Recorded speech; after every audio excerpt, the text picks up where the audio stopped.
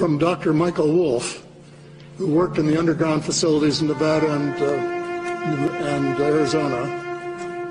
And he said that the United States forces, in cooperation with the extraterrestrials, had developed both zero-point energy and cold fusion.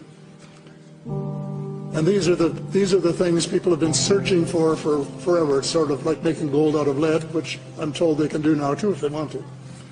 So it's there, and even if it isn't, from what I know of the extraterrestrials, secondhand, from people who have talked to them and visited them and been abducted by them, they want us to save our planet. They would give it to us if the United States Air Force would stop shooting at them.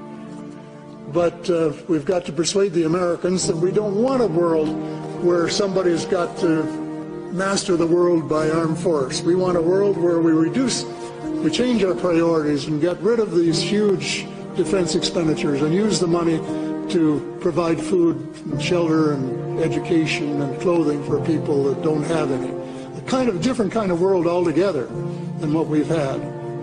And that they shouldn't take the extraterrestrials on for size, which they seem determined to do.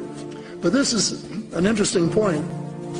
General Eisenhower said, beware of the industrial military complex. What he was really referring to was the fact that he had lost control of ET file.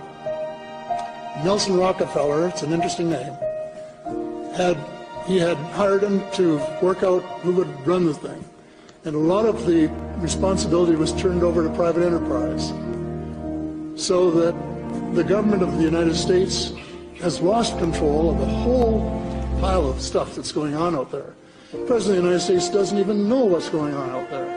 And if he wanted to know, they would just say, Mr. President, you don't have clearance for that project. This is, what it is. But getting back to the point, either the technology exists, which I believe, or they would give it to us if we treat them like friendly neighbors and collaborators in the cosmos instead of as enemies that they were originally designated. Then there's no doubt that we could change the system in 10 years, which is about what we have to do if we change the banking system too. So we've got the money in order to be able to do it.